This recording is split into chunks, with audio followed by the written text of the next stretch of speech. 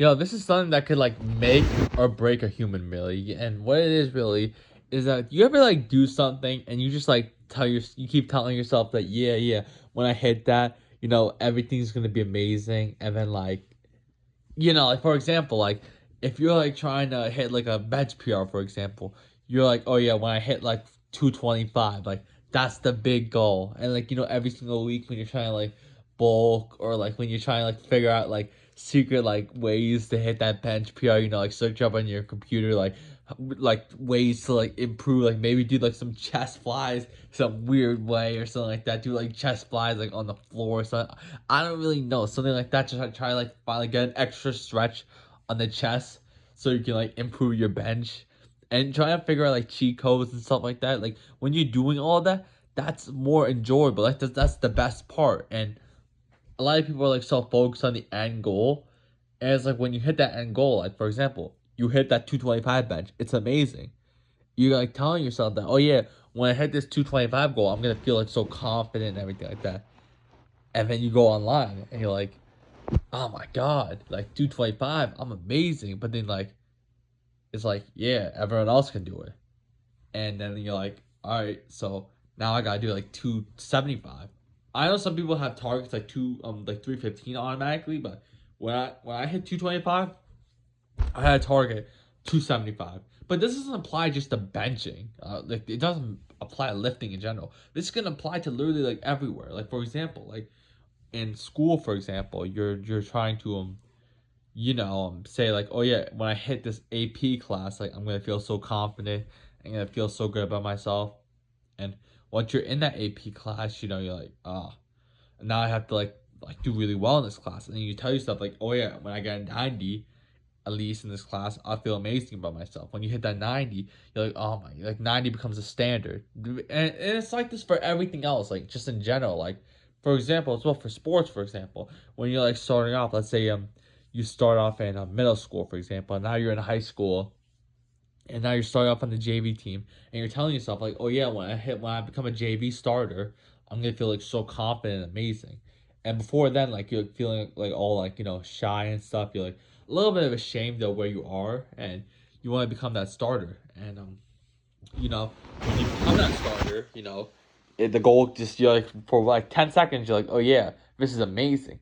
And then you become all like shy again. You're like, oh my god, I'm not even varsity yet. You know what I'm saying? But it's actually happened to me, sort of. Not really. Actually, it did a little bit. So I started wrestling. I started off a high school sport wrestling. In high school, I started off in 10th grade, and my first year, I was not picked for the. I'm gonna be really honest. It was like they used to pick like everyone for the JV tournaments. They didn't pick me. I was like the only JV guy. Yeah, that actually might be the case. I might have been the only JV guy who didn't get a match. And I was often considered like no one said it like out loud, but I was considered like the worst one on the team by far. Like the coach would always say, like, "Oh yeah, we have no scrubs on this team," and like everyone would look at me and like, because I didn't really do well. I was really not good in the first year, so I feel like and like I was like, oh my god, I'm like I feel like so like confident. I felt like so quiet and everything like that in school because I'm like, oh my god, I need to get the starting spot because like back then I used to view the JV match as like a big deal, and I couldn't get it the entire season. The entire season I only ended up getting one time I was allowed to wrestle in the dual meet, and I actually luckily got two matches actually, and I lost them both.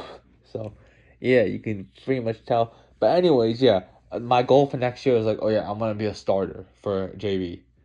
That didn't necessarily happen because I actually got put into my first varsity tournament, and I ended up placing at that. That was crazy, and that was a really hard tournament. So I was immediately put on the varsity team after that.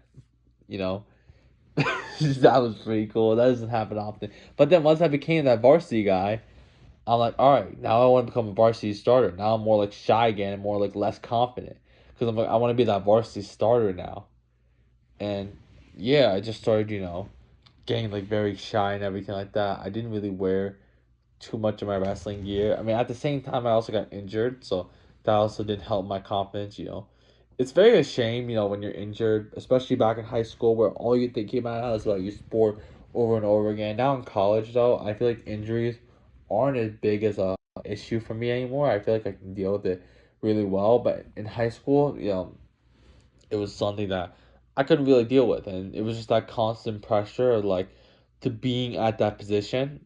And it's not just like sports or lifting; it's like everything in general. Let's say, for example, you want to make you're like grinding to make 10K a month.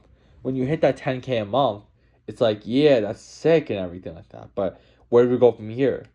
And this is the trap that a lot of people fall for, and the reason why a lot of people fall for this trap, and this all the whole thing basically, it all like follows a same pattern, basically where you're trying to improve yourself and look good from the outside. Think about it.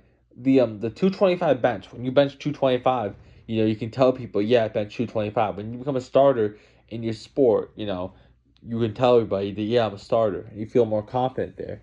Basically, you're letting external stuff determine your self value. And basically, you're telling yourself that until I get this achievement or this external thing, my internal self does not matter, which leads to your internal self will never be fulfilled. This is why you see a lot of rich people who work like all their lives to getting into this position. They're not happy because they never built that inner happiness, like that inner validation. They seek validation from outer stuff. Everything that I said, from the benching, from the grades in school, from the 10K a month, from the sports, it's all external. A lot of people like don't like, be happy that like, yeah, I got up in the morning. But like why would you be happy about that? It's like a normal thing, right? Everyone does that. Everyone can get up in the morning and get out of their bed and just walk. And it's like, yeah, oh my God, I'm so upset. You know what I'm saying? Then why am I still here? It's another day and nothing's going on. Nothing's good happening in my life. But like, think about it. Someone else like in a hospital bed can't get up for the last like 10 months, and they finally get up and they can finally like walk with like barely with like crutches, not crutches, but like with help and everything like that, and barely like moving, and they're so grateful for that. But for you, it's like you don't really care about it because you built that baseline. So basically, I think the solution is to like fix your baseline and set it like to like where doing the small things. Be thankful for the small things. That's something that I've done a lot. Where I every single day actually I do a thing where I post a video saying something I'm thankful for and why. And the reason why I post it and not just write it, I mean you can write it down, but one because I want to show it off, but two also I want to like make it so like I don't make it like stupid, being like, oh yeah, I'm thankful for the light. Like why am I thankful? Like if you record a video just saying, "Oh yeah, I'm thankful for light," people are gonna call you stupid, because like that doesn't make any sense. You gotta like be like, "Oh yeah, I'm thankful for light," because a lot of people don't have like proper electricity, and being able to have that light and be able to like I don't know. Light is very important. I just can't, exactly come up with something. But really, just build your internal self. Maybe improve yourself as much as possible, and just do it for yourself. Really, like improve yourself internally. It doesn't really matter about these external stuff because it can all get taken away. Everything can get taken away from you, except like $50 million. That can't really get taken away from you. You could, if you make $50 million, then yeah, you're the man. But just yeah, I would say just build your internal self. I'm not an expert, and I think that's the solution. Really, I might in like 3 months' time be like, no, the solution is to grind and lift as heavy as possible.